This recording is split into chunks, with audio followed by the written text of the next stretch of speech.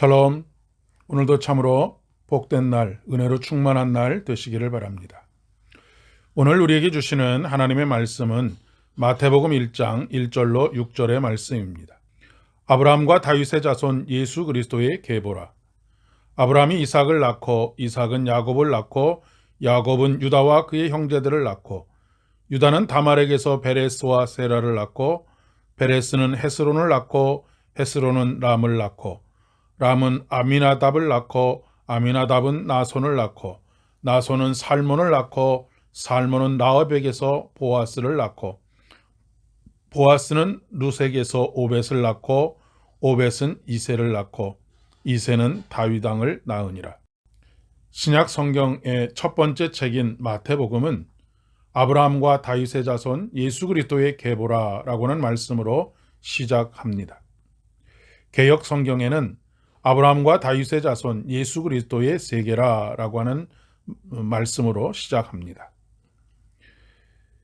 하나님께서 갈대아 우르 지역에 아주 보잘것없는 한 사람 아브라함을 통해서 이 땅에 이루시기를 원하셨던 새로운 세계, 즉 하나님의 나라를 선포하고 있는 것입니다. 전혀 새로운 시대의 서막을 알리고 있는 선언이라고 이야기할 수 있겠습니다.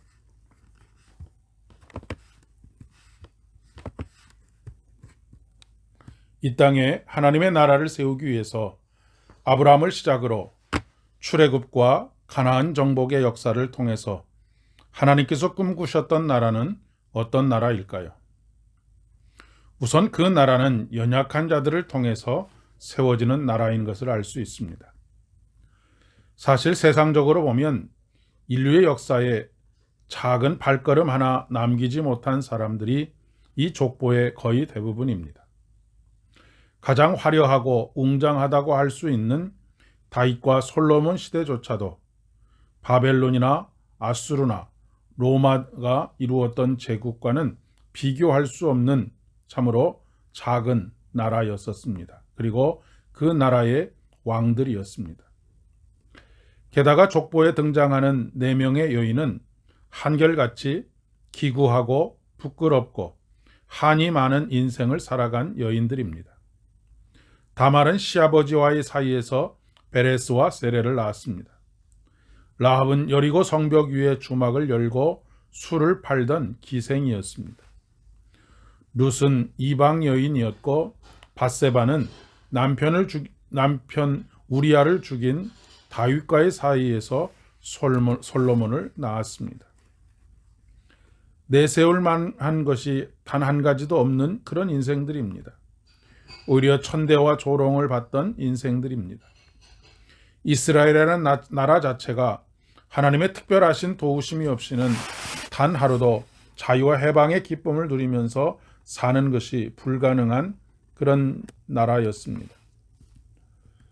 그러나 하나님께서 세상에 미련한 것들을 택하사 지혜 있는 자들을 부끄럽게 하려 하시고 세상에 약한 것들을 택하사 강한 것들을 부끄럽게 하려 하시며 하나님께서 세상에 천한 것들과 멸시받는 것들과 없는 것들을 택하사 있는 것들을 패하려 하시나니 이는 아무 육체도 하나님 앞에서 자랑하지 못하게 하려 하심이라.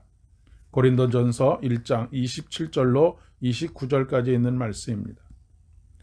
따라서 이들에 의해 이어온 계보는 은혜 없이는 설명할 수가 없습니다.